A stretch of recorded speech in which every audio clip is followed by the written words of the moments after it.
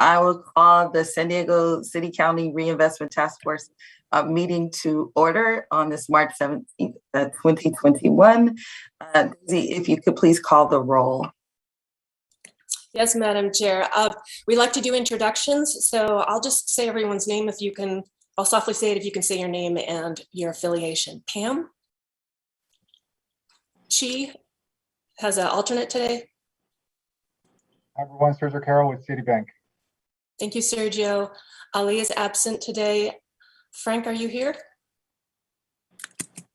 Roquette? Hi, Daisy. Good to see you again. Roquette Ewell, U.S. Bank. And I forgot, Frank is in another meeting for the first half hour. Elizabeth? Good afternoon, everybody. Elizabeth Schott with Accessity, a nonprofit small business lender. Happy to be here. Thank you. And I skipped you, Antonio. Hi, everyone. Antonio Barbosa with Wells Fargo Community Relations. Mitch? Good afternoon, Mitch Johnson, International Rescue Committee. Ricardo? Ricardo Flores, Executive Director of LISC San Diego.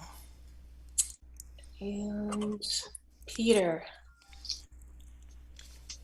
Good afternoon, everybody. Peter Armstrong with Wakeland Housing and Development Corporation. Steve? Stephen Russell, President and CEO of the San Diego Housing Federation. And did I talk over? Hi, Pam. Pamela Gabriel, Bank of America, San Diego Market Executive. And we're privileged to have an alternate for Adolfo today. Arnulfo? Arnulfo Manriquez with MAC. All right, I jumped around. Did I skip anybody? I'm sorry. Our co-chairs, maybe. You can skip us. Speak now or we're moving on. So welcome, everyone. Thank you for being here. We're going to go ahead to item 2, which is a non-agenda public comment. So I would like to ask Polly, if you are here, do we have any non-agenda public comments? Any attendees wishing to provide public comment may indicate so now by using the raise hand feature located on the toolbar at the bottom of the Zoom window.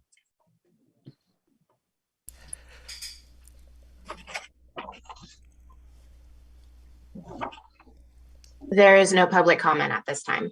Okay, thank you so much. Let's move over to task force member comments. Does anyone have a comment at this time? Maybe it would be good to just use the raise your hand function so we can, so I can call you if you have any comments. Okay, great. Mr. Stephen Russell. Thank you. I just wanted to remind folks that the San Diego Housing Federation, in conjunction with the San Diego Regional SIDRA, San Diego Regional Alliance for Fair Housing, is producing a Fair Housing Conference on the 20th and 21st of April. And we want to thank Citibank and San Diego Housing Commission and CalHFA for support of the event. It's virtual days, half day each, and Gustavo Velasquez, the head of HC at the state, is going to be our keynote speaker on the first day. Great, thank you. Mr. Peter Armstrong. Thank you. I just want to share the good news that Wakeland is having a grand opening for our Ivy Seniors project in Claremont tomorrow. This is a project for seniors who are 55 years of age and older, who have a chronic medical health condition, and who are, who formerly were residents experiencing homelessness. We're thrilled to have the opening tomorrow, and really it takes a village of funders to produce something like this. So Wells Fargo was a construction lender and investor on the project. We have money from the Federal Home Loan Bank of San Francisco, and of course, both County of San Diego Housing Commission, and City of San Diego Economic Development Department. So thank you all to your support on the project. It was a little contentious when we first started planning the project, but so pleased that we were able to bring it to fruition. Thank you. I just wanted to make sure that folks are aware that we are still doing some COVID relief lending that's lower interest through the California State Rebuilding Loan Fund, and that program is going to continue through till the summer. So alongside our regular lending for both startup and expansion businesses, we also still have the COVID relief lending. So just in case you all know of anyone that's still seeking some of that relief lending, we are happy to walk alongside them through the application process. And some of the criteria is actually a little bit less stringent than it was initially. So it's a good thing for people to revisit if they're still looking for funding. So thank you. Thank you. Thank you for all of those updates. I don't see any other hands. I'll just take this time to follow up on comments that I made, I think at our last meeting around my service on the California State Reparations Task Force. Our next meeting is March 29. We are having 2-day meetings because the work is so vast. And so we will have a meeting on the 29th, and it will be continued to March 30th. We're at the stage now where we're putting together a vast report of making the case for reparations. We've had a lot of personal testimony and expert testimony in all areas, mental health, physical health, home ownership, economic justice. We will be working and hearing panelists on criminal justice system at the end of this month. And so we're doing a lot of work, and just want to make sure that I inform you all on what is going on and what are the steps in the process. In the next year, we'll be using that report to try to craft something to present to the state legislature. But it's an interesting, very, very interesting arena with a lot of information to offer. So just want to make sure that everyone is aware of that, and we'll give the information to Daisy just in case you get an opportunity to log on March 29 and 30th. And if that concludes our comments, we'll move on to, I have here item number 6. Actually, let's do the approval of the minutes. And so if is that where I'm supposed to be? Karen, Daisy, help me out. Yes. Correct. The approval of the minutes. All right, great. Okay, so at this time, I'll entertain a motion to approve minutes of our last meeting. Anderson, so moved. Okay, thank you, Supervisor. And anyone second that? A second. Okay, thank you so much, Antonio. We have a motion and a second on the floor. If there's no discussion, we can take a vote. All in favor, say aye. Aye. Aye. Any opposed? Okay, that passes unanimously. Thank you very much. And at this time, item number 5 is the staff report. And so, Daisy, if you want to move forward with that, or yes. It's short. Okay, no problem. This whole meeting is my staff report, basically. And so one new piece of news, great news, we applied the RTF for Alliance Healthcare Foundation's $1 million Innovation Challenge grant. And we're moved to like the first level. It's a year-long process. As I've talked here before, over the last couple of years, the chairs and the banks have been working together to explore new tools for expanding down payment loans and assistance. And so that's what we submitted, since there's sort of some financial innovation that could be involved there. So we'll see how that process goes, but we'll be reporting through that hopefully throughout the whole year, but we'll see. There are lots of different gates that we have to pass through. But it was exciting to be recognized and certainly to start to build a relationship with Alliance Healthcare Foundation. The other things, we met this morning, as we'll hear, the co-chairs with representatives from US Bank. I won't talk so fast so I can actually talk. This is something that Roquette has been helping us, to work on basically since last fall. The timing, it just was really challenging. And so we're thankful to her, to Erica, both for coming today, figuring out a way, to sort of shift things so we could do this quickly and so we could do this pre-meeting this morning. We are really excited to hear more about what they have to say about the community benefits agreement and partnering with the Reinvestment Task Force. Relatedly, we have talked here and we put in a letter to the Federal Reserve around Community Reinvestment Act reform. There's been no news yet. I guess they're quietly working on it. They'll be coming out with the draft rule. Yeah, I checked Bankers Magazine, and I haven't heard anything from my work on the Community Advisory Committee at the San Francisco Fed.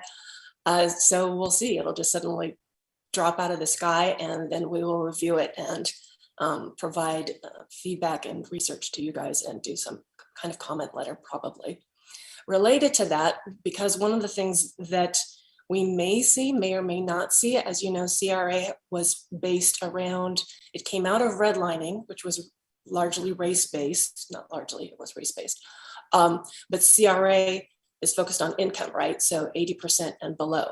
So there have been a lot of advocates, us included, saying, well, but the disparities are still strongest by race, and we would like to see the CRA credit and attention given to this. So it'll be interesting to see if that gets incorporated into the Federal Reserve's rule. In the meantime, the federal government last year released new guidance around special purpose credit programs. I think we're going to hear a little bit about that from US Bank. It's been something that I've been starting to get smart on in between the other projects, but I think we all, we want to level the playing field and get everyone sort of up to speed on what this new tool is. It is a way that banks can provide lending that is race and ethnicity based, but there are a lot of hoops that have to be jumped through, a lot of I's to dot and T's to cross. So I think we're going to try and bring some speakers at our next meeting, which is June. And there, I think I queued that up perfectly. We'll talk about the calendar next is the next item. We're continuing meeting quarterly and as the public meetings, and then on the third Thursday as work groups, which so far has been the Worth Homeownership Grant and Plan. We have pushed the meetings back to 2:00 to have them coincide and align with a lot of the other public meetings that are held, and also anticipating when we're going to be meeting in person again, giving people time to have a proper lunch or lunch meeting and then to get to our meeting without having so much overlap from the 1:00 meeting. All right, that's the end of the staff report. Sorry, I slid into the next one just because I didn't know if I was going to have a chance to explain it, and you know me, wordy. Thank you. No problem at all. Just want to make sure there's space for any questions any task force members may have for Daisy. And like she said, this whole agenda is her staff report, but just want to make sure I leave room for that. Okay, I don't see any hands raised. So that's an info item. So we are going to go now to item number 6. And this is an action item for our calendar for this year, our meeting schedule for this year. And so we are slated to meet today, June 16th, September 15th, and October 20th. And as Daisy stated, the new time changes from 2 to 4 p.m. And before I open it up for discussion, Daisy, do you have anything else to add to that? I do not. Thank you. Just a reminder to members of the public that as a public meeting, we vote on our calendar every year. But with having 2 elected officials as co-chairs, we don't usually know what that schedule is going to be at the last meeting of the previous year. So that's also why this is a quote special meetings, because it wasn't previously voted on. Yeah, good point. We often we don't meet before the elected officials get their appointments from our government entities. So, okay. Madam Chair, would you like a motion? Yes. You have it. Okay, great. So we have a motion. Do I have a second? Second. Okay, thank you, Elizabeth. So we have a motion on the floor in a second. If there's no further discussion, all in favor, say aye. Aye. Aye. Aye. Okay, any opposed? All right, so item 6 passes unanimously. Thank you, everyone. And so we are going on now to item number 7. I'm gonna take it back to Daisy to see if you want to introduce this item. Thank you, Madam Chair. Yes, I will. Taylor, we do need to move Taylor over to this side of the webinar. She is our speaker, Dr. Harrell. The quick backdrop on this is the community research that we wanted to undertake as part of the Worth homeownership planning process. It was incredibly important to us, to the success of the project, that our product, our plan, be community informed. And so I'll talk about the process that we started with later, but the listening sessions grew too big for any of us to take on, the 2 consultants that I had even initially hired. And MAC project has an in-house specialty with this evaluation division and with a PhD researcher. Dr. Harrell is going to be making the presentation. And so we engaged them to do this listening session process. And the findings were so rich that we wanted to bring them to you. There will also be a written report. It will also be an attachment to the plan that we submit to Wells Fargo, as well as informing the process, which was the goal. And so I'm pleased to welcome our guest speakers.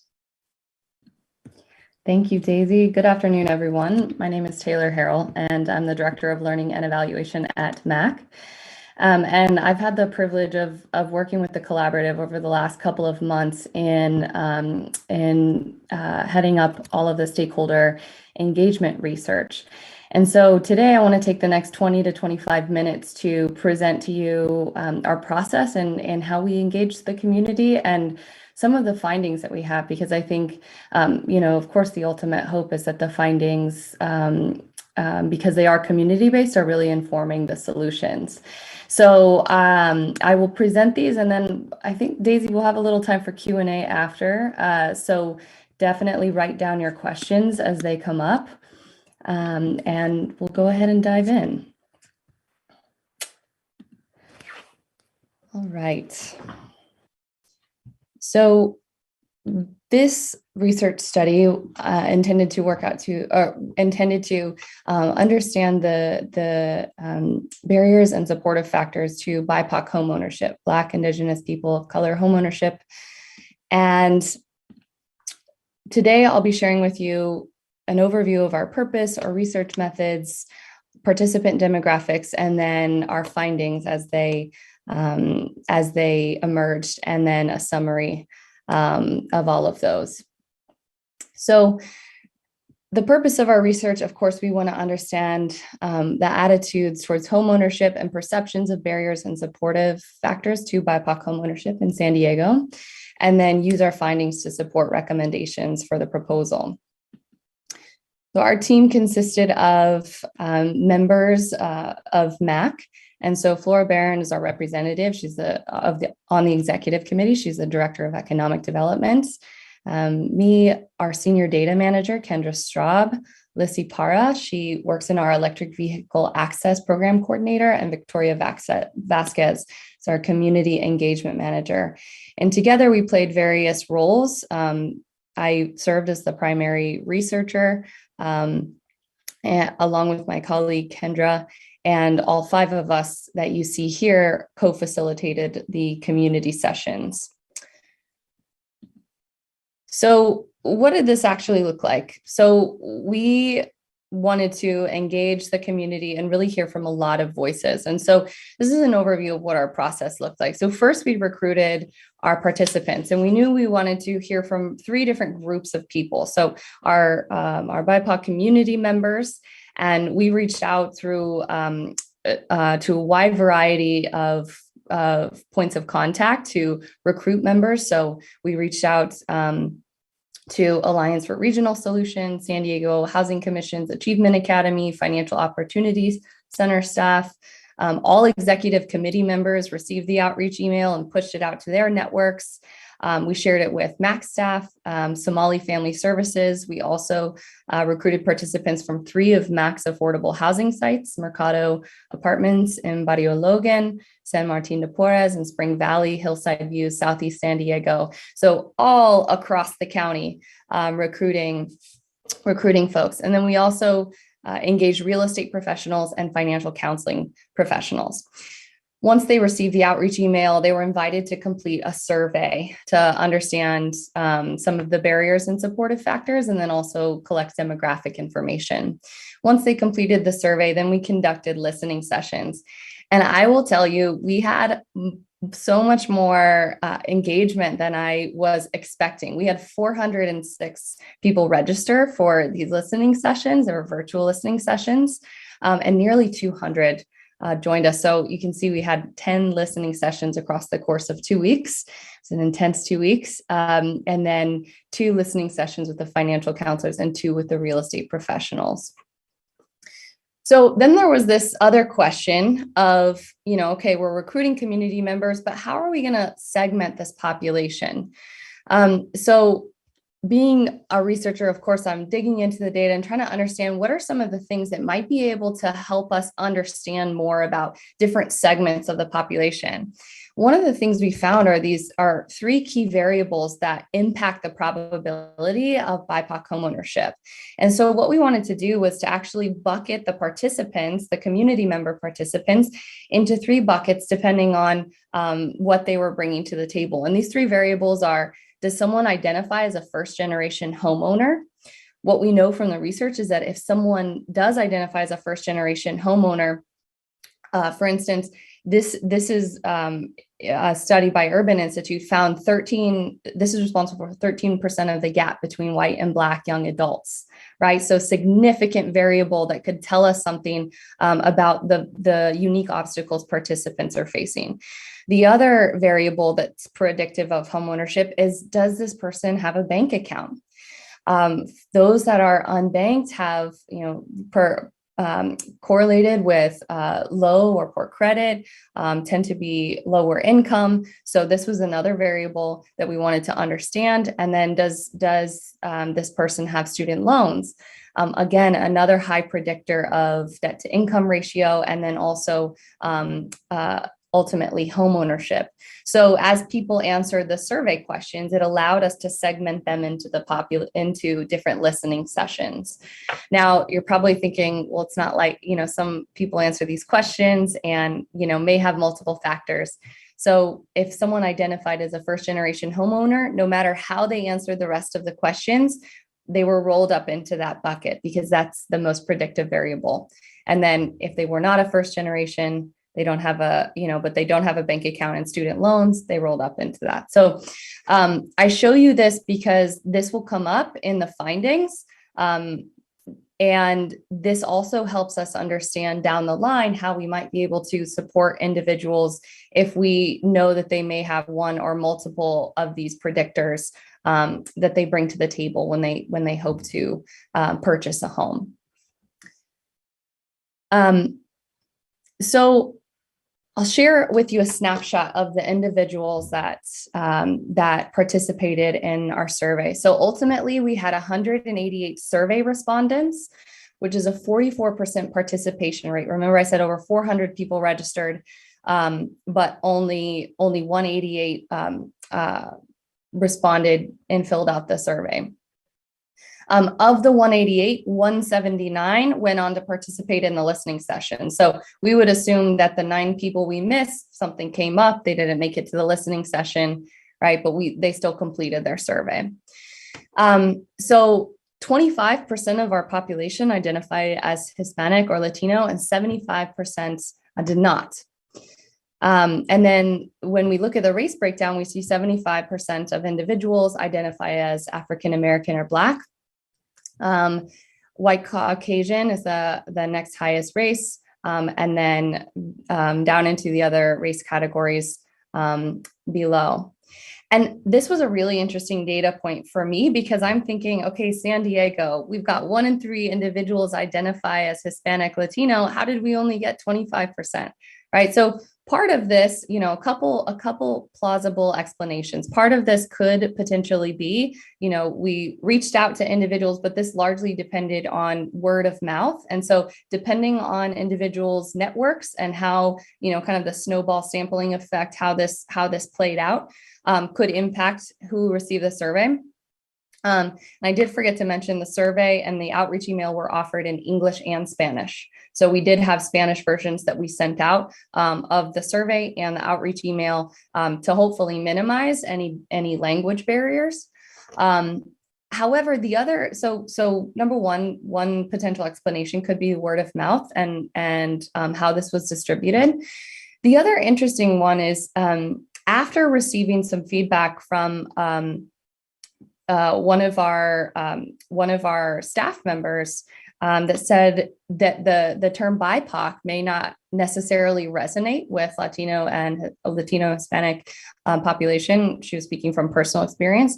I started to do a little bit of digging and found that that's whether it's through media outlets or academic research, the term BIPOC has received criticism or it just has received, the analysis of the term is that it doesn't encompass or that it's too inclusive, it's too much of an umbrella, so it could potentially not resonate or not connect with, for instance, the Asian population, Latino, Hispanic, and it largely centers Black and Indigenous folks. So what's possible is that, if Latino, Hispanic folks, for instance, were to see this email calling for BIPOC residents, that perhaps they may have not seen themselves in the BIPOC label, and so self-selected out. Obviously, it's impossible to know, but I think a really interesting data point for us to think about. Additionally, our primary language of our participants is 95% English, 4% Spanish speaking, 1% Arabic speaking. And the age of our participants range from 18 to 72 with a median age of 30. And then our gender breakdown, we saw 65% identified as male, 34% female, 1% transgender male to female, and 0% transgender female to male. And then here's a snapshot of our demographics around household, employment, status, and education. So we can see here that the majority annual household income fell in the 50,000 to 75,000 range.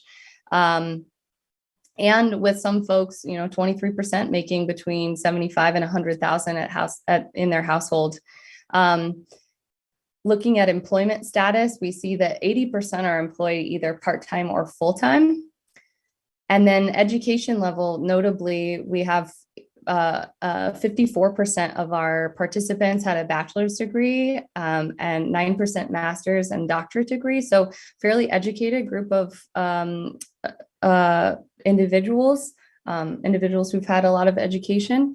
And then what we see when we cross-tabulate the annual household income and then the number of people in the household is that of the people that answered our survey, 77% fell under the 80% AMI range for their household, with 23% over the AMI range, 80% AMI range for the household. And AMI was based on the 2021 area median income for San Diego County. So let's dive into some of our findings.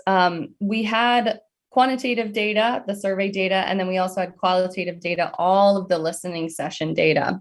So I'll share with you a couple pieces of quantitative data first, and then we'll dive into seeing these two types of data mixed together. Oh, but wait, there's more demographics. You're probably wondering about the financial counseling professionals and the real estate professionals. So financial counseling professionals, we had 8 individuals. And we see that their ethnicity is 67% identify as Hispanic and Latino, 89% are female, and 11% are male. And And you can see the race breakdown here. The real estate professional demographics are pending the completion of their post-survey, but we had 12 individuals come to the real estate professional listening sessions there. So, summary of our findings. When we look at the survey data, just two important pieces of data we can keep top of mind as we kind of dive into how all of these are mixed together. Participants were asked from a list of many barriers that have been identified in research as barriers to home ownership. They were asked to rank them. And these are the top 5 ranked barriers to home ownership across the surveys that we collected. So the lack of funds for a down payment, 55% of participants rated that as a barrier. Then being unable to find a home they can afford. So affordability, 47%, past or current credit problems, 40%, unable to find a home in their preferred area, 40%, and then lack of knowledge, 32%. And you'll see how these data points are relevant as we dive in. And then regarding those 3 groups, here's kind of how they broke down in the surveys that we saw 61% of our survey participants have student loans. 32% identify as first-generation home buyers, and 18% of our survey participants identified as unbanked. I'll talk a little bit more about how we saw these things impact individuals. So our findings it can be categorized in 4 themes, and 4 themes really emerged when we put together the qualitative data and the quantitative data that illustrate the barriers and the supportive factors. So the themes around housing availability and affordability, financial health of individuals, community member network, and education and resources. So first, I'll share with you housing availability and affordability. So some of our key findings in this particular area is that housing affordability was the 2nd highest ranked barrier among participants. No surprises there in this market, right, in San Diego. What's important here is that 47% said that they couldn't find a home that they can afford, and especially not in a neighborhood or district that they prefer. So for instance, individuals were talking about, one individual, this quote at the bottom saying, I've grown up in City Heights all my life, and that's where I want to stay. That's where my community is. And I can't find homes in that community that I can potentially afford. And, buying a home in a different area might mean that I have to leave my community and what I know. And so, it's kind of this layered effect of not just affordability, but also affordability where I feel at home. And then also what we know, confirmed by real estate professionals, according to a report by San Diego Association of Realtors, housing inventory fell by 42.5% from March 2021 to February 2022. So certainly we know that housing inventory in the region is a major challenge. So many systemic factors affect this, as we know. Now, looking into the second theme, which is the financial health of our individual participants. So lack of savings for a down payment was identified as the highest ranked barrier by participants. Based on what we know, the other piece of this is that only 10% of our participants knew that down payments could be less than 5%, right? So it's an interesting question of, folks saying, okay, I'm struggling to save for a down payment, but also perhaps the perception of I need 20%. And, it's going to cost me tens of thousands of dollars may make them also feel that they don't have the possibility for saving. So it's kind of this interesting question of how might education impact this finding. Second is that many participants talked about having debt And that debt could range from anything from credit card debt that they mentioned in the listening sessions, but the listening sessions, as you can imagine, especially the ones around student loans, talked about student loans as being a significant barrier. So one participant, for instance, said, listen, I can actually afford a monthly mortgage payment. However, it's just the way that my student loans get calculated into my debt to income ratio that I'm having trouble getting a loan. So I could actually pay it, but it's just, kind of the way that financial institutions calculate these debt to income ratios. So, and with 61% of our participants having student loans, this became important. The third challenge in this particular area is poor to no credit history, and 40% of our participants identified having current or past credit problems as an obstacle to home ownership. And this is really important, especially when we think about how the percentage, 18% of our participants are unbanked, and if that can decrease their ability to build credit or season their money, right? So we want to pay attention and help bolster individual credit. And then low or inconsistent income is a barrier as well. I remember real estate professionals talking about, I have clients who are making good income by all accounts. I said, what's good? And they said, 80,000, 90,000, but even then it's not enough. And so this is certainly a barrier that participants mentioned.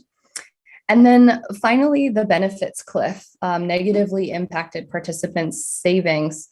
So for those relying on public assistance, it's challenging to, or many of them would avoid saving to ensure that they would still qualify for public assistance. So there was this question of, what solutions might be possible to, help incentivize saving to break this cycle. So ultimately, these were the key themes that came out of the listening sessions, as well as things that showed up in our survey data. Our third theme is the community network. So many of our participants said that they lacked a network of individuals who have bought a home. When we asked them who they would go to for advice, many of them said that they didn't know anyone in their, any friends or family members that have bought a home. And when we think about, the impact of, for instance, parental homeownership has on the probability of a child or a young adult owning a home, this is significant. And also because our networks, what we find is that that's how people get referrals to real estate agents or to lending officers that they trust. So that kind of feeds into the second piece, which is trust in real estate professionals. And I should also add financial institutions as well. And this was noted as a barrier to many of our participants, is that they were saying, I am not quite sure what real estate professionals to go to. And I would love to know or to be referred to someone that I know has a good reputation, that will treat me well, that won't just see me as, another transaction, especially because buying a home is such an important and big deal to me. And then the other piece around trust in financial institutions. So this was actually ranked as one of the highest barriers for our unbanked population, was trust in financial institutions. And this quote right here is from one of our participants that said, I went to the bank with my husband, and English is both of our second languages, but my husband struggles more. So they kept asking him to repeat himself, and he got frustrated, so he just walked out. And so we can empathize with so many of our community members who perhaps experience these barriers as a result of, English being a second language, or walking into an institution and not seeing anybody that looks like them, and losing confidence that perhaps, their experiences, their lived experiences may not matter or may not be understood. And then third, the relationship between realtor and lender. as is crucially important, especially in a competitive market. When realtors were speaking in their session, they underlined the importance of, how when they had a strong relationship with the lender, then they were able to really go back and forth as the loans were getting put together. This became critical to the success of an offer being accepted. And so there's a need to strengthen these connections in the ecosystem that's supporting this mission. And then finally, our fourth theme around education and resources. So the knowledge about the process of buying a home and the resources that are available is a major barrier. No matter what listening session you sat in, this came up.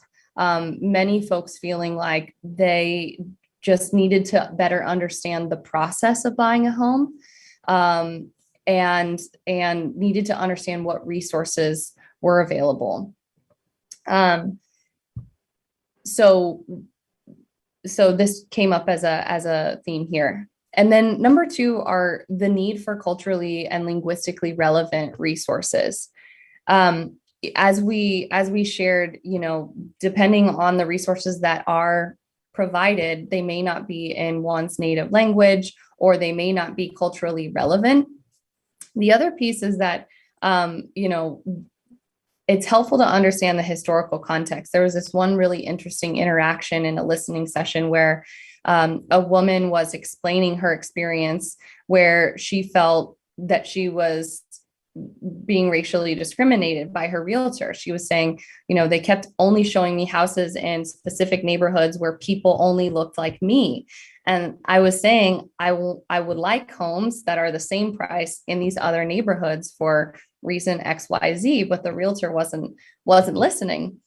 And one woman had this moment and she said, I've had the same experience, but I didn't even think about that as a discriminatory practice. And so the importance of providing educational resources that underline the historical context and how we got to this point are important too, because it also helps people be advocates for themselves, and then also people to mitigate unconscious bias among lending professionals, real estate agents, et cetera.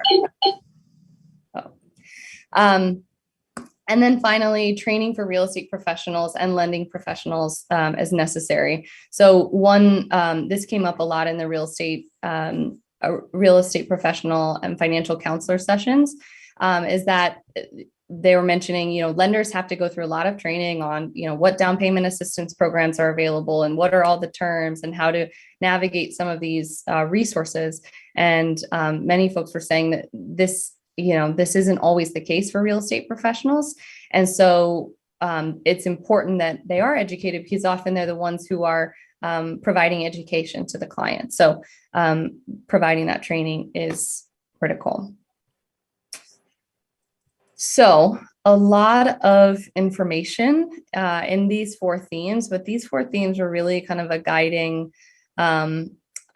force in our work. And they also help us think about, okay, what is a way forward, and what framework and lenses can we look through to come up with systemic solutions and also individually focused solutions. So with that, I want to open it up to questions if there are any questions. Thank you so much. What a comprehensive report. We truly appreciate all of this information.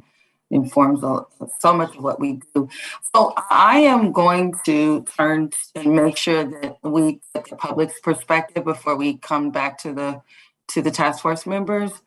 So I want to check on public comment at this time. Any attendees wishing to provide public comment may indicate so now. There is no public comment at this time. Okay, great, thank you. So I think I saw Rocket's hand up. Okay. Yes, please proceed. Thank you. This was really wonderful data. I am particularly interested, you mentioned that one of the barriers that people talked about was trust in financial institutions. And I'm just wondering if in your conversations, is there any intel that you can share on strategies that would help bankers to build or establish trust with a broader cross section of the community? Did you hear anything again and again that might be a specific either initiative, action, learning around that could be helpful in addressing that? Thank you so much for your question, Rocket. I think a variety of strategies will need to be employed to build trust among the community, especially because we are such a diverse community in San Diego, right? So it's not just one community. I certainly, a first step in that direction is just one suggestion would be around language proficiency. The example that was provided on the slide, right, was I just want to be able to speak in my native language and talk about these things. So and I don't want to, I know that the committee is presenting on the proposal development, so I don't want to steal anyone's thunder, but I do think that would be a first step, and anything around education and training will also provide the needed knowledge and skill sets that will hopefully create more culturally competent practitioners. I think it was Antonio and then Sergio are the folks I'm seeing. Yeah, let's go to Antonio. Yes. Oh, thank you. Well, I just want to say congratulations to Arnulfo and Taylor and the MAC team for this great report. I think, like Taylor said, this is kind of the first step to identify issues. Pretty unique a report, and I think it's going to benefit a lot of the members here to start doing more and to support these communities. So thank you again. Thank you very much, Antonio. Thank you. Let's go to Sergio. Thank you, Monica. And Taylor, yes, I just want to echo Antonio, a very comprehensive report. A lot of great data that is being addressed. I mean, just two points with regards to student loans. During the research process or discovery process, was there any mention of the status of student loans? Yes, student loans is a big concern for borrowers, first-time home buyers. There's a big difference if the borrower is currently paying on the student loans versus a deferment, which I think that example that you may have mentioned on a deferment, technically the potential borrower is not, the person's not making payments on the student loans. However, a lender has to take into account because in the future, those payments will come about. So just in general, was there any more information on where people were on their student loans? Just, I guess, for curiosity. It's a good question. And I will definitely say some of the research that I've read is it's complex, right? Because you have to take into account all of these factors. Is it deferred? Are they actively paying? And, are they on a loan forgiveness program? So I would say the only examples I have of specifics are the people that we spoke to in the listening sessions, and it ranged. Some were saying I simply couldn't even afford to pay a mortgage because my student loan payment is so high, but or I had to choose between getting a master's degree and buying a house. Or, the example I said where, she was saying, I'm paying my student loan. I think she said her student loan was in the 300s or something. She's like, I can pay my student loan and I could afford a mortgage, but my buying power is reduced when I go to try to get this loan because of how the ratio is calculated. So I think it ranges, and for me, it just brings up, I think we're having a national conversation about student loan debt in general, but I do think that what these findings underline is that we need to keep having that conversation, and we need to really look for solutions around this, because we want everyone to have access and pursue an education if they so desire. And crippling student loan debt also, you hope that no one has to choose between getting a degree and buying a home. Great point, and I absolutely agree. A long conversation has to be a lot more broader, a lot more bigger conversation in general. The last point I want to mention, which I thought was a really, really good point, because it's not always brought up, is that benefit clip mentioned how because of the entitlement or the guidelines around the entitlement, it limits the potential first-time home buyers to save money, because on one end, yes, they want to have that financial positive habit, but yet they might impede them on their ongoing entitlement. So I thought it was a very great point and very timely. Yeah, another conversation, right? Right.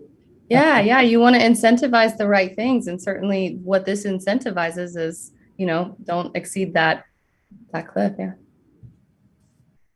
Thank you, Sergio. Let's go to Daisy.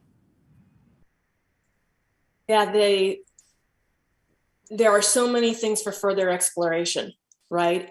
This sub-project exceeded our expectations with what we learned. We wanted to, do a needs assessment of the community, find out the community's preferences, get data that backed up what we read, in national studies and things like that. But the richness of this data was just extraordinary.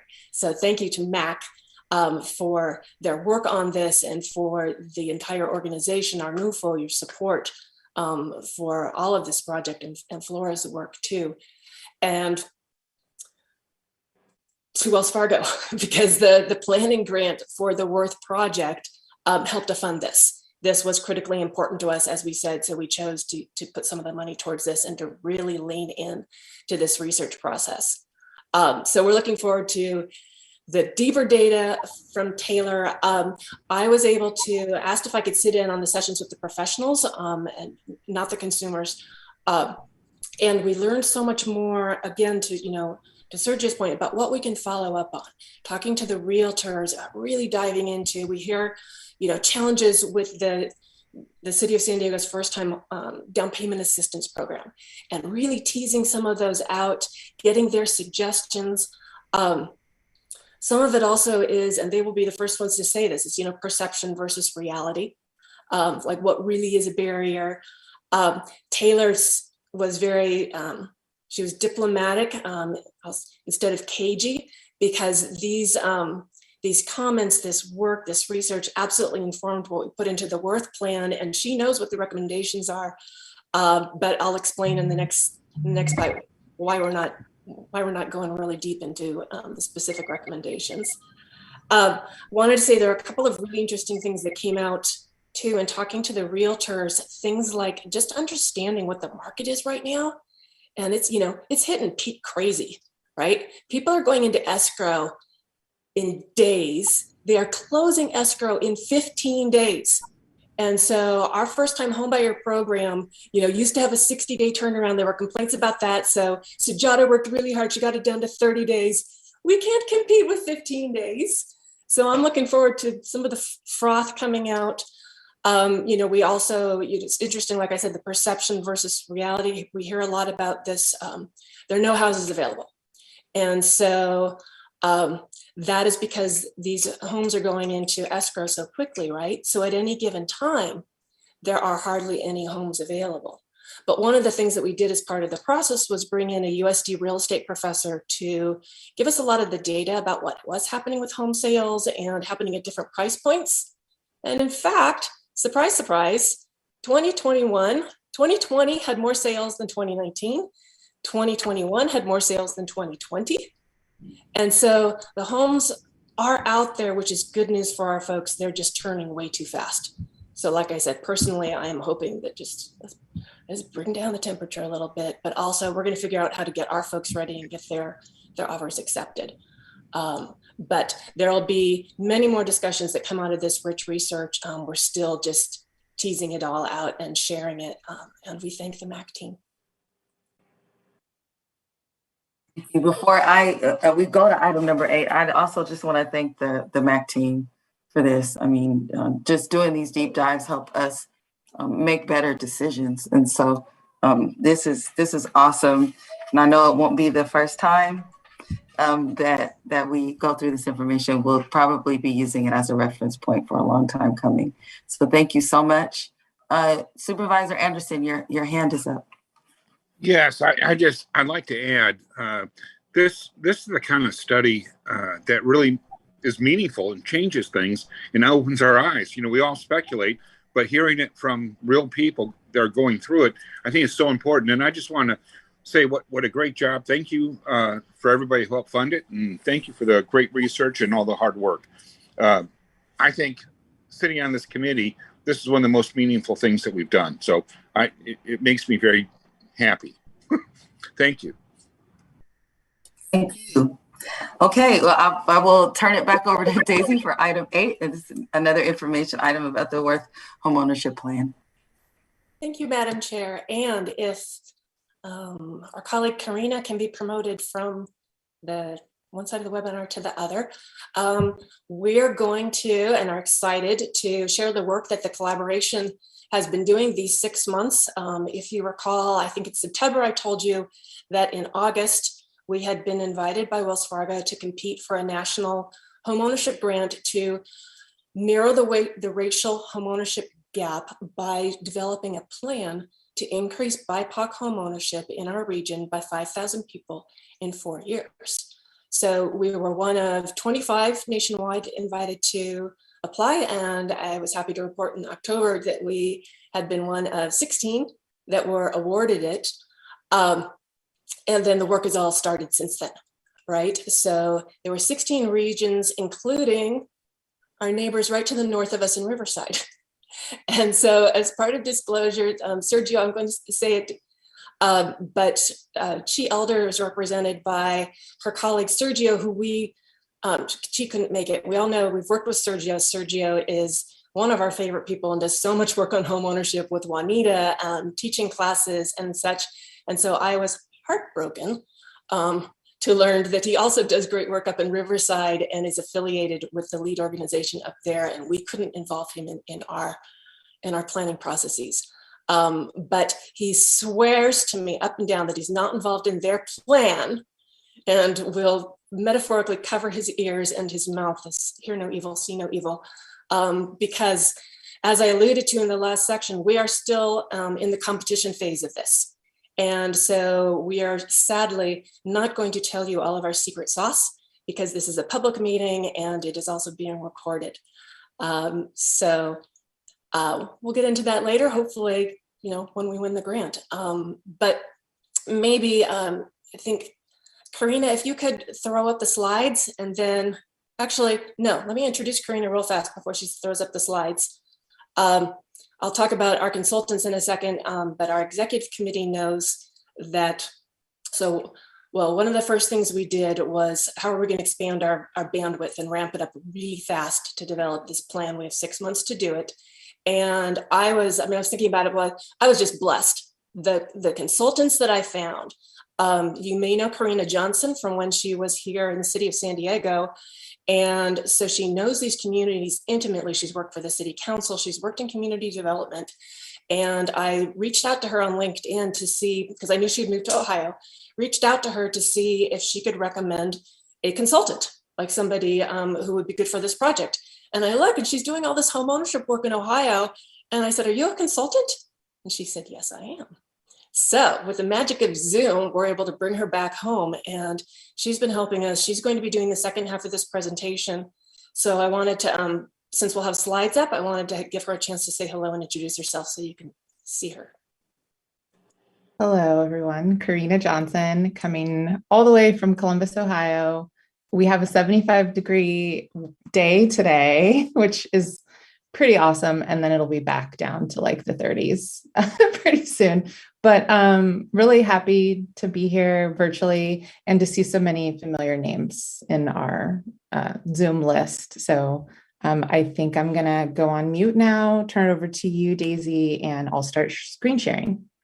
That's awesome. Thank you. And then we'll bring her back up when we do the Q&As and we're not screen sharing anymore. Our other consultants, so the first couple of months last fall were set up, right? So I said expanding the bandwidth, finding Karina, getting her on board. The Housing Commission is doing a separate homeownership research project with the Urban Institute in Washington, D.C. We approached them and they recommended one of their writers who does a lot of their housing finance work. Her name's Lauren Berlin. And so she is helping to write the grant, and she also did the literature review that I'll talk about in a second. So we're so lucky to have this level of experience supporting our project. We also thank Housing Federation for coming in and helping to actually manage the contracts with all of our consultants, including with MAC project. So the fall was a lot of setup and reconvening the folks who had been involved in August for the application. To review the grant, you can see up here, what we're competing for is $7.5 million over 3.5 years to implement this plan. The planning grant that we got in August is to develop this plan to expand Bipoc homeownership by 5,000 people in 3.5 years. I talked earlier in this meeting about CRA, and so much of the work that we do is focused on 80% and below. The city's first-time homebuyer program is a loan for 80% and below. And that math is really, really hard in a high-cost area like San Diego, right? So Wells Fargo, in their wisdom, I will say, has said, yes, 25% must be 80% and below. We want to make sure that you are still serving that LMI segment. We want to make sure that you're serving the middle income, the 80% to 150%. And then 50% of these 5,000, 2,500 people can be high income. They can be anybody, because the important thing is narrowing the racial wealth gap. And we know that when you look at national data and statistics, even among, at higher income levels, it's independent of income that Blacks, Latinos, and certain Asian populations have lower homeownership rates than the average than whites and than some Asian groups. And so we're really glad that we did that. And that factors into our strategy too, as we segment and look at how are we going to access folks? What are the services that they might need? And as you heard, that's something that also Taylor looked at when they segmented people for the listening sessions. So as I was starting to say, we reconvened the executive committee from August. And I want to take this moment to thank them, because they have been the folks meeting with us every single week, pulling this together, helping to connect us to additional partners, giving us their brain power and their time. And those folks are LISC, MAC Project, Urban League, Council District 4, Logan Heights CDC, the Housing Federation, NARAB and NAREP, the Black and Hispanic Professional Real Estate Associations, who we've heard here at the RTF, and then the two divisions at the Housing Commission that do the most related work, the First Time Homebuyer Program and the Achievement Academy, which hosts our financial counselors. So thank you. Wanted to get it in early in case I forget later, because this is the backbone of our group. And through all of these groups, this is our leadership, this executive committee. Between this and the listening session, this process is deeply community informed, it is community led, it is BIPOC led. That was particularly important for me as the facilitator. I do not have lived experience, I'm not a woman of color. It is my job to pull people to the table, hand out the money, do research. I can be your librarian, but then I want to step back and just help you do all of your work. So thank you for that. To get the process rolling with the executive committee, we developed a draft theory of change based on the work that the RTF has been doing the last couple of years. Homeownership has been a focus. We've had hearings here at the RTF. I've had countless conversations, whether it's with Antonio, which led to this grant, working with Sergio and Juanita on the homebuyer work that they're doing homebuyer fairs out in the community. and listening sessions. Also, we looked at, I try to read, like I said, I'll be your librarian and researcher. I try to read everything that's coming out of Urban Institute's Housing Finance Policy Center. Taylor referred to one of the studies which looked at, they actually were able to do a data analysis that said, this percentage of the racial wealth gap is due to, lack of, family support, financial support. This much is from the one that she referenced is due to first generation homebuyers. They don't have somebody to go to, a mentor within their family, if you will. And so what we did was sort of this, dry labbing it, as my dad used to say. So pulling together the book learning and what we'd heard from all the conversations over the years at the RTF to come up with the draft theory of change.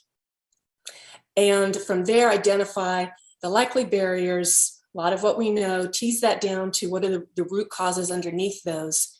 And so then our executive committee, when they reconvened in January, they had a starting point and something to react to and iterate on. And then same with the listening sessions. How do we iterate based on that? How do these inform the draft theory of change? And then we use that to kind of start the executive committee on its strategic planning process. So like I said, it was the first stake in the ground. And then from there went through a facilitated series of sessions that narrowed it down to the plan that we have. Karina led that process, and she's going to talk to you about it. Okay, it's like, I think that sounds like my cue. So I'm going to present briefly on the results of some of the strategy sessions we did. Again, I'm Karina Johnson. My firm is called Firefly Collective, and we were I was super excited to participate in this. So first, I'm just going to share where we started, which was with a strategy survey. So we started with a preliminary list of 5 potential strategies, and we asked our executive committee to engage in a ranking exercise. So you can see here that housing supply was the strong lead, followed by financial products and education and assistance. So we kind of decided at that time to let our bottom 2 strategies stay at the bottom and really to concentrate on the most preferred strategies. I will say, financial counseling is included in education assistance in a form, but we're being very targeted and specific in terms of what we mean by financial counseling, with a strong focus on debt relief, credit repair, which ties in very nicely with what we heard from the community, of course, from Mac's presentation earlier. So after hours and hours of dialogue and discussion, brainstorming, pretty much anything we could do under the topic of increasing BIPOC homeownership, but with a strong focus on what our partners were seeing on the ground in terms of the barriers that were most prevalent in the region, we landed on these 4 strategies. And so they're actually kind of listed in the order that we see them being deployed in terms of what we would call like our home buyer flow map, which I'm not going to show you today, unfortunately. So we have some additional collateral and pretty diagrams that we realized will need to be shared after the competition closes. So I'm guessing there's going to be a follow-up item, maybe in April or May, where you'll get to see all the pretty stuff. But today we're giving you just a really high level overview. But the first one here, the idea of developing a pipeline. So the goal is 5,000 net new homeowners. So you can only get to homeownership if you can qualify for a mortgage. I mean, unless you have cash, of course. So we recognize that what we really are doing in some ways is kind of like, a home purchase boot camp, right? We need to get people ready. We need to get them through the pipeline. We need to get them connected to the right partner, and we need to get them to closing. So the first step there is making sure we have a strong pipeline. And one thing we can say in San Diego, you guys probably know this, we do not have a shortage of partners who are experienced, passionate, and have connections on the ground. So the consumer pipeline, we don't think is going to be difficult for us here in San Diego. but that is definitely one of the focus areas. So we want to make sure we're engaging, educating, and preparing our prospective BIPOC homeowners. We're doing culturally appropriate outreach, classes, services, and that we're connecting them to the right resources and information, which leads us to number 2, access to financial products and assistance. So we want to make sure that we have the right products that are available, but that folks know what they qualify for. One of the things that I believe Mac might have highlighted is that there's a lot of misinformation that exists. A lot of folks think that you can't buy a house if you have a student loan. I mean, obviously there are, layers to that. But you can buy a house if you're still paying your student loans. A lot of folks also believe that you had to have 15, 20% down, and we know that that's also not the case.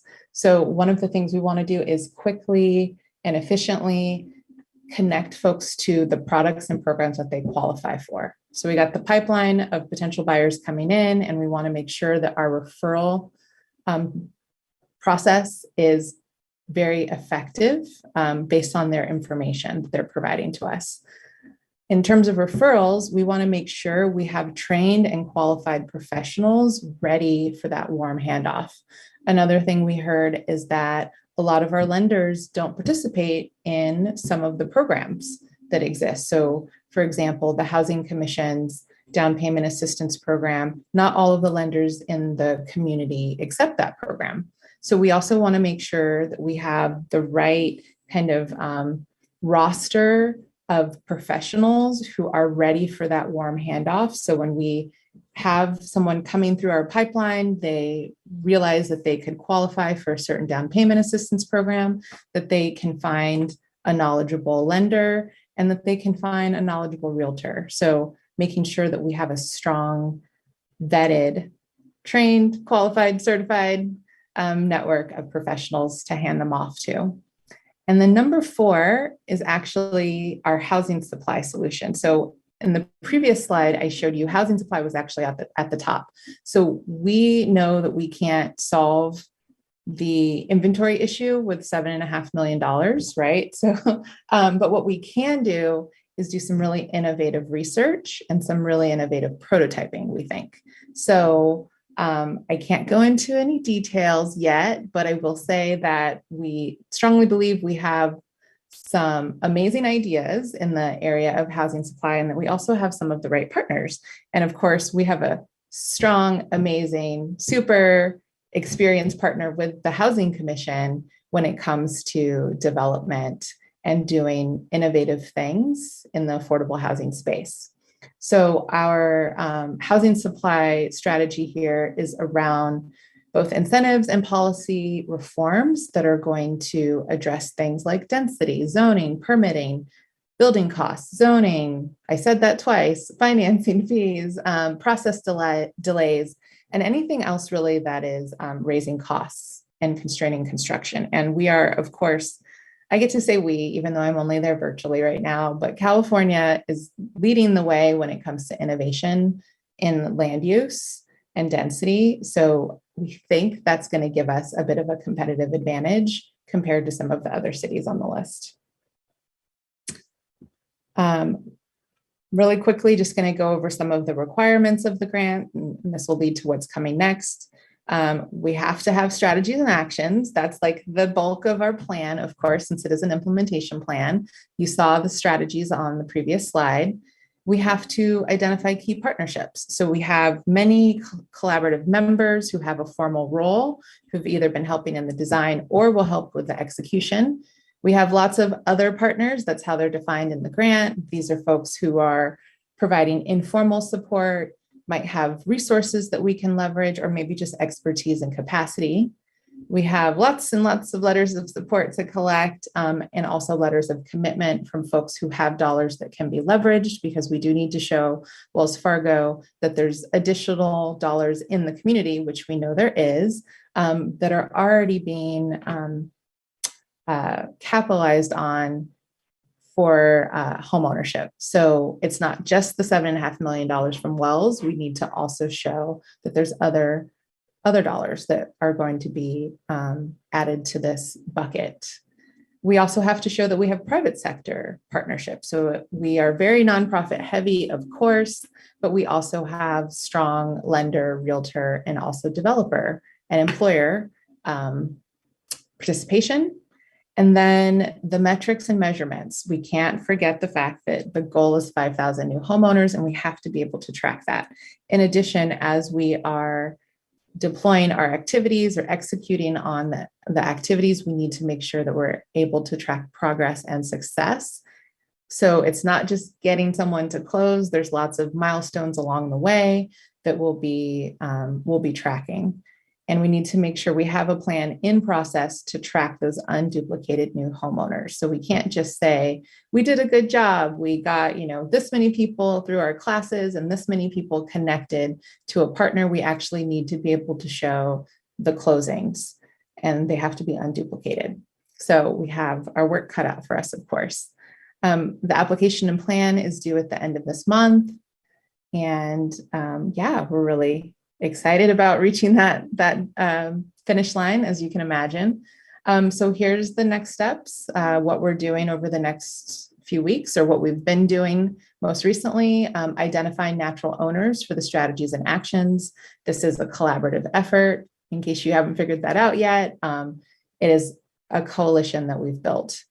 We are identifying leverage dollars. So again, it's important to Wells Fargo to be able to show that there are already dollars in the community going towards this issue and that we have momentum. Collecting letters of support, that's always fun. Anyone who's written a grant knows what that's all about. And then the last step I have is just celebrating our progress and hard work. In some ways, it felt like it took us a while to get to March. Now we're in mid-March. And in some ways, it happened in the blink of an eye. But regardless, a lot of hard work had to get us here. So that's all I have. I'm happy to take questions if there are any, and I'm sure Daisy can answer questions as well. Thank you, Karina. As she said, the next step is we are wrapping up. We're now inside the weeds of the grant application part of it, because the plan that we deliver to Wells Fargo, it's very specific. I think it has 10 different, sections and components. So Lauren, Karina, and I are all writing furiously and editing, and we'll be going into approvals. We're pulling together the budget, the attachments, the charts that he talked about, all of the appendices, the different reports that I told you about. So we're racing towards the finish line. We have, I can't talk enough about our executive committee. I did ask them to come talk a bit for themselves. So we have a lot of our folks here today, and I really appreciate you guys breaking away from your regular jobs to take the time to be here with us and to show literally who are the people who developed this plan. Maybe Sujata, if you could start, and then Darren and Flora just jump in. Kathy was on the line. I'm not seeing her on my first screen, sorry. And then there are more that are on the other side of the webinar. If you raise your hand, then we can, if you want to say anything, you can also stay hidden. We can promote you. So Sujata? Sure. Thank you, Daisy and Karina. I personally can't express enough gratitude to the two of you. I think we have a fabulous plan that we're going to put ahead. But I just have a few words of thanks, I think, to everyone. So let me introduce myself. I'm Sujata Raman. I'm the Vice President of Single Family Finance of the San Diego Housing Commission. I oversee our first-time homebuyer program. And again, I'm incredibly honored to have participated in the Wells Fargo Worth Homeownership Grant Proposal. Collaborating and helping lead the strategy for increasing homeownership in our community absolutely aligns with the Housing Commission's vision, mission, purpose, and core values to increase affordable housing opportunities for San Diego individuals and families. In addition, our first-time homebuyer program has helped more than 5,900 households achieve the dream of homeownership since 1988, and we've expended about $190 million in down payment loans and closing cost grants.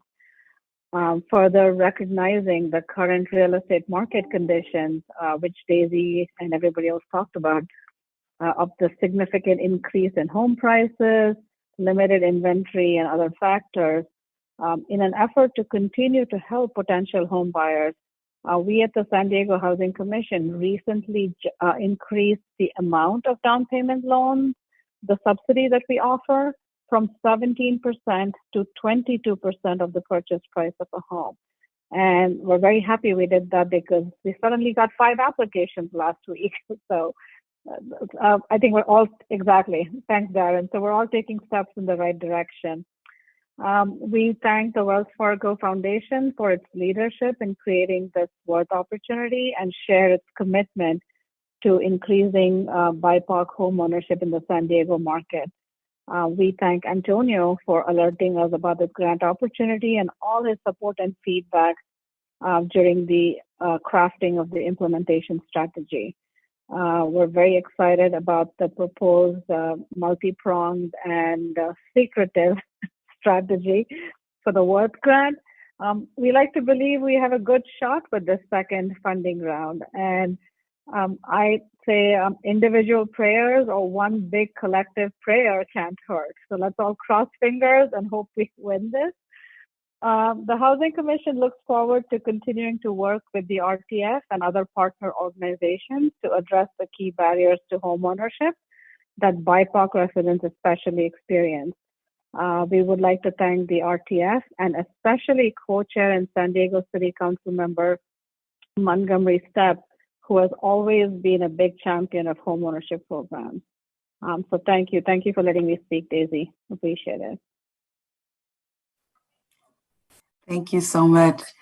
And thank you for those kind words. I want to just do a time check real quick because we do have one more item. I just want to make sure that we give it sufficient time, but happy to hear from any other executive committee member or partner that would like to speak right now. I just wanted to make sure I'm trying to keep time.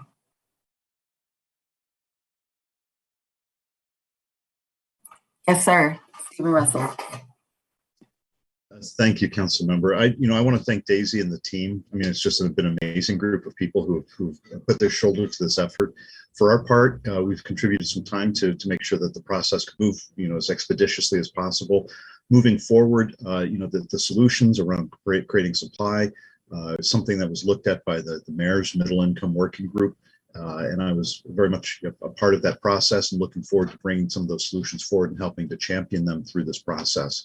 I was also just this morning on a board meeting for CalHFA being briefed, and one of the things that they talked about is that private investors are buying homes are the biggest competition and biggest driver of the upward of the increase in housing prices. And so some of these things are bigger than what we can do in 5 years. And for 5,000 families, it's a bigger issue, but we are beginning to understand this, I think, better and understand the levers we're going to have to pull. So, for the Federation standpoint, obviously, we focus on folks at 80% AMI and below. That is a portion of the population this grant is dedicated to helping. But our vision is that people rise above 80% AMI without facing the benefits cliff of being either cast into a market for an apartment or having to leave the region. And home ownership should be the next step up from living. Peter's nodding his head. It's cheaper for him to move a family up into a home and freeing up a unit than it is to build that unit. And that's what we need to keep our sights on, is that we need to restore the rungs of the ladder. I'm pleased to be parts of one or two rungs. Thank you. I don't see any public comment. I see Kathy's hand up.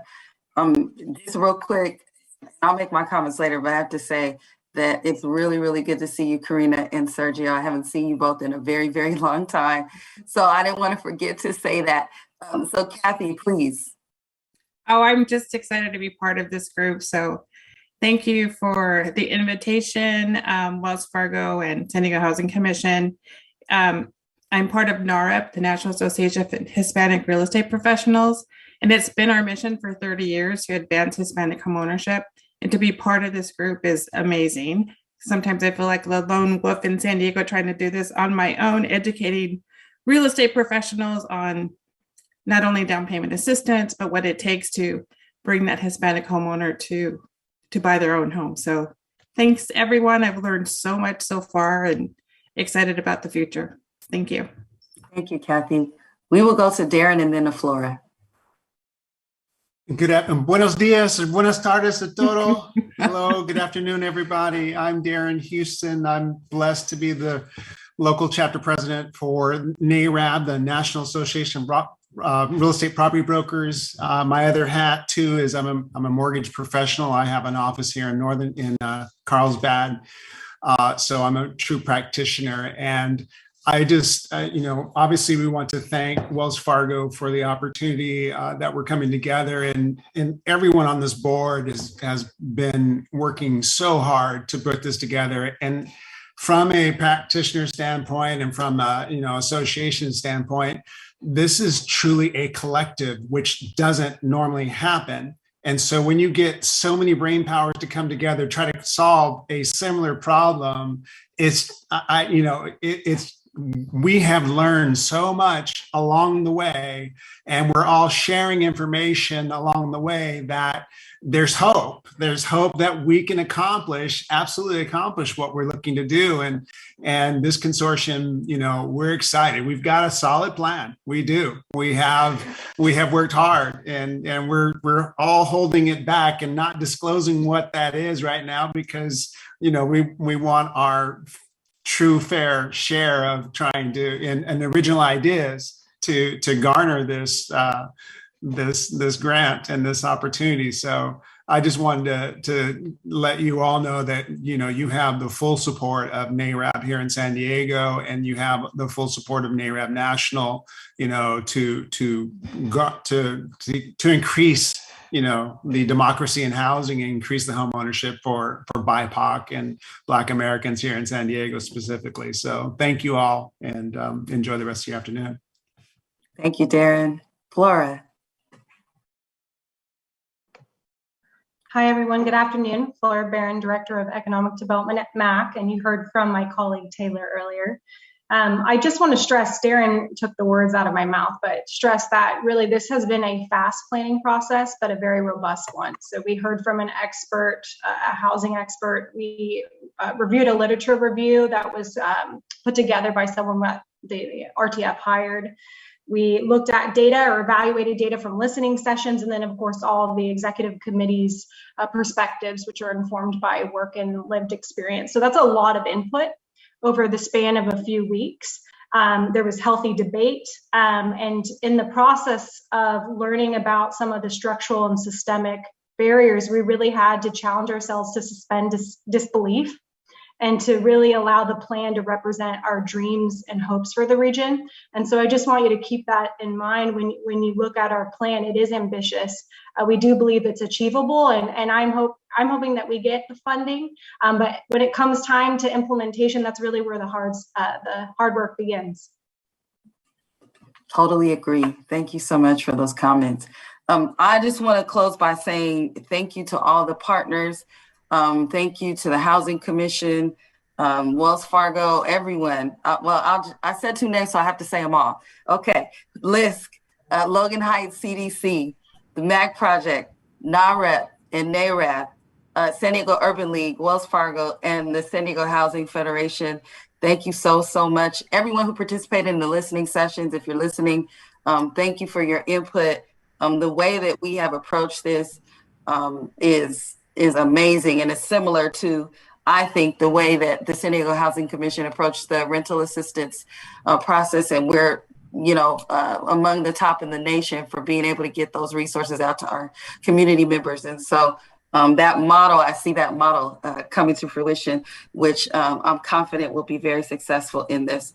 So that's all I will say, because it is almost 3:30, and I certainly want to leave room for our last presentation on the U.S. Bank Union Bank merger. So I will go ahead and turn it over to Raquette. I don't know if Erica is raising her hand. So she needs to come over. Erica is here. She just needs to become magically cross the bar and join us. Promote Erica. There we go. Thank you. Please proceed when you are ready. Well, thank you. Thank you to the co-chairs and to Daisy and to all the other members of the RTF for the opportunity to just talk through at a very high level, because we don't have a lot of time, but to really talk through the acquisition, and also to share with you some key highlights from the community benefits plan. As Councilmember Montgomery Stepp mentioned, I will be joined today by my boss, Erica Opstead, who is the National Manager for U.S. Bank for Community Affairs and Engagement. What's wonderful about working with Erica is not only is she incredibly knowledgeable and incredibly experienced in this work, she used to have my job. So she is an advocate for the San Diego community, and she has a clear understanding of what makes California unique and what makes our market unique. And I think as we talk through the benefit plan and sort of the expectations around the merger, I think it'll be clear that it is national, but we also are really paying close attention to how this can benefit California and our San Diego market. So Erica will begin with kind of a high-level framework, and then I will follow up with just a little more detail to walk through it. We don't have pretty slides, but we'll try to be kind of animated and fun while we're talking through it. So with that, Erica, did you want to begin? Yes, just want to check audio. You can hear me? Yes. Okay. And we can see you too. Good. I've had some technical difficulties today, but I finally figured it out. But thank you all so much for the time today. As Raquette mentioned, my role at US Bank started as the San Diego Community Development Manager. And that role became possible when US Bank came into California and acquired Peninsula Bank, which was the small community bank that I was with. That was the initiation of the first benefit agreement that US Bank had entered into with the California Reinvestment Coalition. And Jim Bleisner at the time smartly said, we need somebody representing San Diego. And so my job became part of a community benefits plan. And there was the start of a really wonderful career. Where I'm going to kind of take you right now is just this journey through this acquisition has been full of ups and downs and challenges, but it's also been one of the most rewarding experiences for me because I've been able to bring to bear the years of experience I have doing this work. And also, as Rocky said, I understand San Diego, I understand California, and I know what we need to do to make this all work.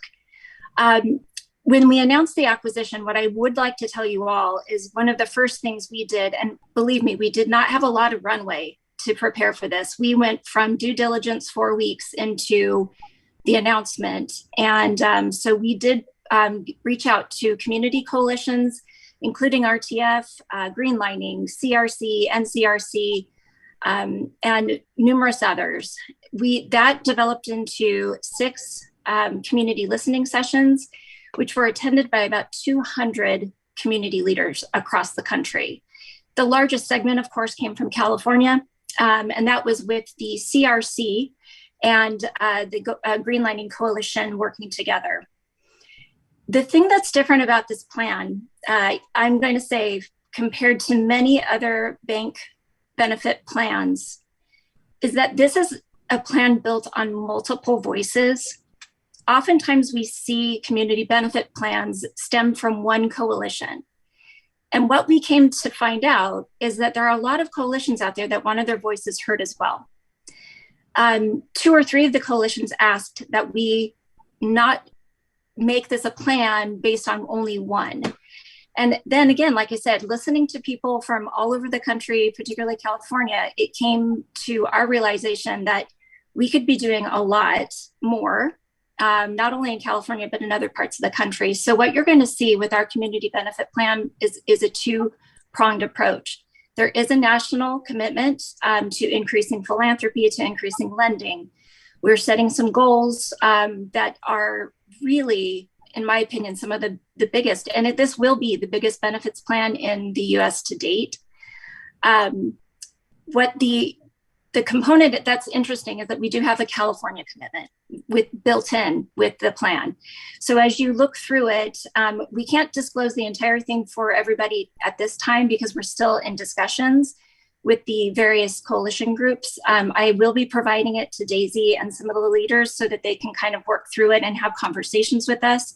Because again, the voices of San Diego are just as important as the voices of the California Reinvestment Coalition.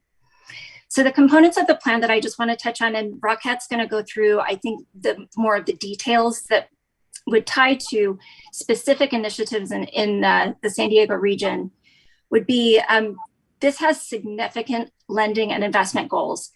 And the challenge that we've had is really looking at what is the baseline between Union Bank and US Bank. There are a lot of ways to cut data, as you all know, and what we're trying to do is marry the best of both.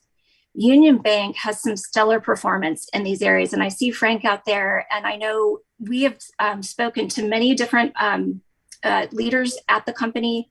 We've looked at the things that Union Bank does very well, the things that US Bank does very well, and when you marry together, for example, our ability for tax credits and LIHTC, new markets, energy tax credits, Union didn't have the new markets and the energy, and one of the things Julius Robinson said was, we finally get to have some new markets going on. So there are really important aspects. The Business Diversity Lending Program is another one that's being brought back into US Bank's looking at it and saying, yes, we're going to keep this.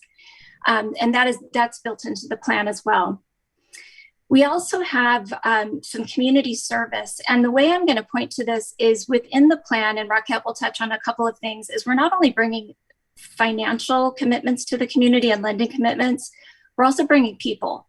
We're bringing new jobs in the form of business access advisors, in the form of more mortgage lending officers. We're training our teams. We're reaching deeply into our communities of color to bring employees in. I heard mentioned earlier on the study about cultural competencies, about in language. That's an incredibly important component and part of our commitment. There are also some enhancements. Part of the commitment sets aside $2 million per year. That's what we've got right now for 5 years. So that's $10 million for down payment assistance in California. So those dollars will be brought to bear in the communities that need them the most. We've talked a lot about housing today, so that's definitely a component that we feel very strongly should be included and amplified. We're also looking at what we're doing with our CDFIs. And these are the CDFIs we're focusing on are similar to those that recently received part of our access commitment. That was $25 million in equity given to CDFIs led by people of color or women. We're going to continue those programs and we're going to bring more of them to California. The last component is the governance and accountability. And this was the component as I thought through what the Reinvestment Task Force does and what they have done in the many, many years that I've been associated with it. And then also just watching it today, it's one of few collaboratives around the country that actually get things done. I mean, just hearing what you all have accomplished for the Wells Fargo application, if more cities had structure like this, I know as a community development professional and at a bank, I would love it. I was saying earlier, if they had this in Los Angeles, it would make my life so much easier, but it's just kind of disparate in different parts of the country. But these are the components that are important. And like I said, your voices are important. When Rockette walks through some of the, what we'll call the tenets of the plan, and that's another bit of language from Union Bank, what I think that you'll find is that the plan preserves the beautiful history that Union Bank has brought to California. They were my first adult bank back in college. I have a lot of affinity for the leaders. I have a lot of respect, and I've learned a lot from those leaders. Bob McNeely, still today, between Bob McNeely, there were a bunch of Bobs at the time when I was kind of starting my career.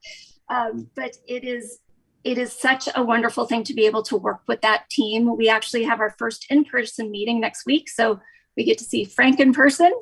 And Rocket will be joining us, but there's so much more to do to operationalize the plan. And that's where the conversations with you all and with other communities will be most important.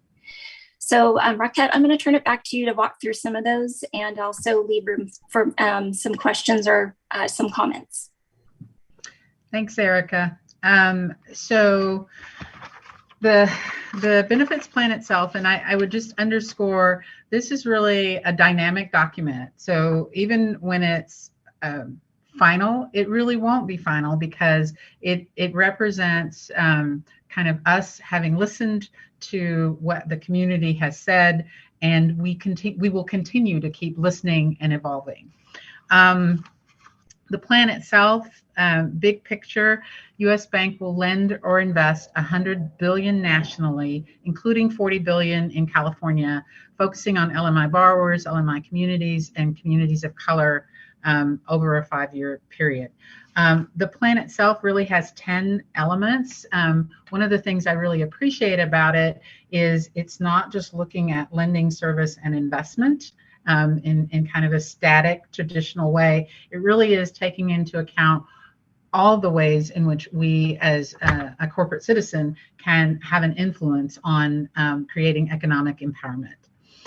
So the 10 elements that this CBP covers are access to home ownership, small business access to capital and technical assistance, community development lending and investment, environmental stewardship and commitment, branch services in California, advancing a diverse and equitable workforce, philanthropy and community service, diverse segment outreach, supplier diversity. And then there's a section that really speaks to implementation and, I think all important, accountability. How will we keep coming back to the community to share what we've done and really keep having the dialogue and engagement to continue to do more. So I'll touch briefly on each one. In terms of access to home ownership, that's really $35 billion in national mortgage lending, including $18 billion in California to LMI borrowers, LMI communities, and communities of color over 5 years. Priorities in terms of home ownership are really around financial inclusion and helping to close racial wealth gaps. I'd like to add to that end, U.S. Bank has become the second lender participant in the San Diego's Black Down Payment Assistance Program. We're excited about that for a number of reasons, one of which is that this template can potentially become a model for use in other communities that are part of our footprint, other communities across the country. So we're really excited about that. And we'll continue to explore special purpose credit programs within the mortgage world. In addition to access to home ownership, an area of focus is small business, access to capital and technical assistance, $30 billion nationally, including $15 billion in California over 5 years to increase lending to small businesses and small farms. That includes adopting and enhancing Union Bank's special purpose credit program, the Business Diversity Lending Program, which I think a lot of you are probably familiar with, including expanding it to be available in markets that we serve across the country. An emphasis on technical assistance for LMI minority and women-owned small businesses, increasing financial support for CDFIs, and really broader support through U.S. Foundation for small businesses. In California, there are also some specific activities that we hope to undertake, again, to support entrepreneurs of color, women entrepreneurs of color, and small businesses in general. On community development lending and investment, $35 billion nationally, including $7 billion in California, in community development, affordable housing, and environmental lending and investments over 5 years. Again, with that emphasis on racial equity and access to credit for organizations and developers of color. There's also an environmental stewardship and commitment component. And a section that speaks to branch services. And I'll just talk a little bit more about that because that was something that in the listening sessions we heard a lot of concern around what would happen in terms of branch consolidation. And so, that's an important component of the plan. The branches will continue to play an important role in our strategy and efforts to serve our communities. We won't close any branches in California LMI or majority minority markets for 3 years without community input.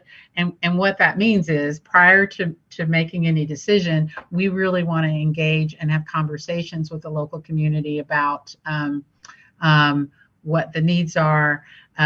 If there is, in cases, and we talked about this morning, a lot of you are familiar with our locations in Southeast San Diego at Euclid and Federal. We're on the corner. US Bank is on the corner, and Union Bank is a stone's throw across the street. That's a prime example of where we'd really want to have a conversation about what happens next, particularly in cases where maybe it's a facility that we own, and maybe there's an alternate use that could come up for discussion that would be valuable to the community. We've had some recent experience really kind of creating a template on how to have those conversations around branches and repurposing them for the greater community good. And we've had some really, I think, amazing success up in Washington State and in Minneapolis. And Erica worked closely on those two. And so we bring that expertise with us to our California markets and to San Diego to really talk that through. The other piece that's critically important, people always ask us, or it's of concern to folks, is really preserving the workforce, making sure that especially for frontline employees, that they will continue to be part of the organization. And we've made a commitment to retaining all MUFG Union Bank and US Bank frontline employees in California, Washington, and Oregon. In addition, in terms of philanthropy and community service, another thing that comes up quite often from community partners is questions about, if Union Bank funds us and US Bank funds us, at the end of the day, are we going to see a net reduction in our support? Because, and that comes from, lived a not so happy experience, I think, with the impact of mergers. And what we've really looked at is not only will we combine the two budgets, so 1 + 1 = 2, there are actually significant additional philanthropic investments that are coming into the community, which in that case will really give us the opportunity to be much more innovative, creative, I think, in terms of continuing to invest and support our nonprofit partners in ways that are meaningful and significant. There's also commitments related to marketing, really marketing in ethnic media outlets, meaning media outlets that are owned by people of color. There are additional commitments around supplier diversity. And then lastly, in terms of implementation, it really is our intent to continue to listening. It was a pretty extensive and a thoughtful, thorough listening process that kind of led to the creation of this particular plan. And the idea is that the plan is not something that happens and is a static document that we sort of keep going back to. It really is a dynamic document that continues to incorporate what we know are ever-changing communities, ever-changing innovation and opportunities to be responsive to what's happening in those communities. So that's a lot. I will inhale at this point. What I will tell you is kind of the nuggets of those details are really out there and available in the public sector. There was a hearing on March 8th. I think some of you are probably aware of that. The elements that are in the benefit plan are really kind of incorporated in some of the written notes from that hearing. And then you can also access the OCC and the Federal Reserve's website to really kind of see in greater detail, not only the plan, but also input from the community about what we're doing. The other thing I'd say is certainly I'm available for conversations if, because I realize we're limited on time, if folks want to have something that they want to learn more about, or just talk about, or have dialogue about, happy to make myself available for that. And with that, I really will take a breath and stop talking and open it up to comments or questions. Thank you so much. A lot of information today, this item included. I want to make sure that I am giving the public an opportunity to give comments at this time. Any attendees wishing to provide public comment may indicate so now. There is no public comment at this time. Okay, let's turn to task force members. Any questions, comments? Daisy. Yeah. Carla, you can go ahead. I was using the raise your hand function, but you're go ahead if you want to say something. To me? Yeah. Sorry. Yeah, no, I just wanted to say thank you to Rocket and for joining the Black Home Buyer Program. We're really excited to have you, and of course we wish you all the best in what you guys are trying to attempt here. So thank you. Oh, thank you, Ricardo, for working with us through the process. It was a marathon, not a sprint, but we still won. So that's what matters. We got there. Thank you. Okay, Daisy, go ahead. Thank you. Yes, we are delighted that U.S. Bank is joining that program, and so that it won't disappear as things change. I too want to thank you and Erica for, as I said earlier in this meeting, making the time on a dime because the situation kept changing, and we were really trying to have you guys in here so the RTF could hear about this merger and that the co-chairs could have a chance to talk to you first. So you did quite a dance of coordination and made that happen. If we can advocate our survey, you've said that you'll continue to do the survey. We're delighted by that.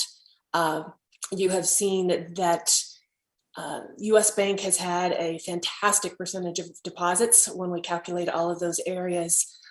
Some of that is because it's smaller, so it's a fraction, right?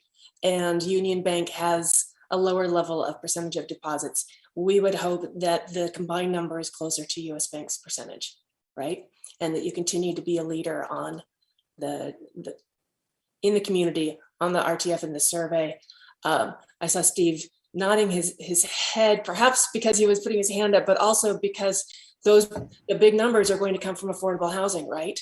And so we invite you to reach your number that way, but also through mortgages, that the LMI mortgages are very low for each bank. We know this is a difficult area, but all boats need to be rowing in this direction, right? And you guys are a really important piece of that. We hope that you are or will consider developing a special purpose credit mortgage product. And you mentioned in the meeting this morning that there would be enhancements to your mortgage outreach. So we look forward to hearing that, partnering with that. As we talk about branches, as I pointed out in the meeting this morning, there are no other major bank branches in the Promise Zone. And so as you look at consolidating the two branches that are across the street, perhaps there's room to add to the financial services that extend all the way, to the Bay. Last, we're looking forward most of all to partnering with you, taking advantage of this momentum, this attention to community needs and investment, and exploring with you what will really work for the communities, how we make that happen. And as Erica said, with all of these resources that are here around the table, as well, what we've learned through the Worth Coalition is we were able to hit the ground running because we all work together, right? Yes. We know each other. There is a high level of trust. That's not to be taken for granted.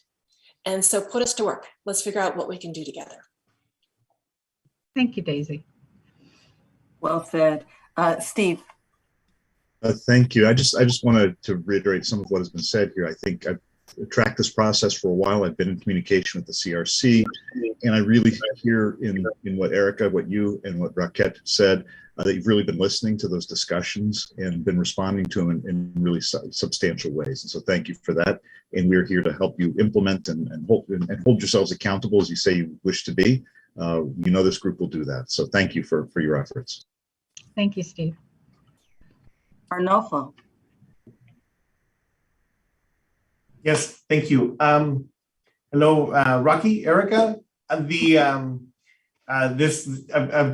hearing about this as well. I am an alternate on this RTF with Adolfo, so Adolfo's not here today, and so I want to, part of my from direct experience of being in the middle of work in housing where one bank is being purchased by another bank and how it impacts that process. I just want to lay it out there that Union Bank, and it's usually for the bank that's being acquired that is going to have to sometimes shift the way that work is being done. Just make sure that you pay attention to those. We, in the past when that has happened to us, the bank that we were working with and we're getting ready for doing our closing, we ended up having to switch banks in the middle of a transaction, and it can make affordable housing very difficult. And so I don't know if any of those situations are occurring, but from the bankings, the developer side of affordable housing, those things that just can almost hurt a project or kill a project by not meeting deadlines. So I want to make sure that that's being paid attention to, and I do want to echo what Daisy was talking about, our deposits, and we've bank.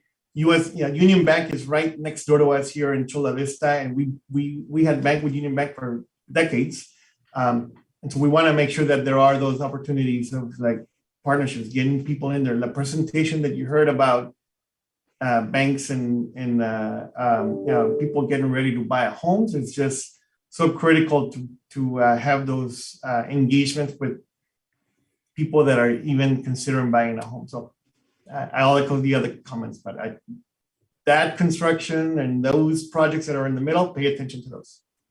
And Arnulfo, I'll let you know that one of the, when WAMU had their situation, you can talk to Luis Granados, because we went right in and helped them get one of their deals done. Because when WAMU went away, that deal went away somehow. I don't know how that happened, but we did. And so we're very susceptible. We understand that because we've been on the receiving end of helping the developers who've lost their ability to continue the project. So rest assured, we have people looking at every portfolio. We haven't gotten to we have to get through some of the data sharing. We can't quite get, the level of detail we would like at this point because of some of the rules around mergers, but as soon as we're able to do that a little bit better, that's where the conversations will be super important. And if you've got them and you know about projects in the community, let us know too, so that we can put them on our watch list. Okay, Peter.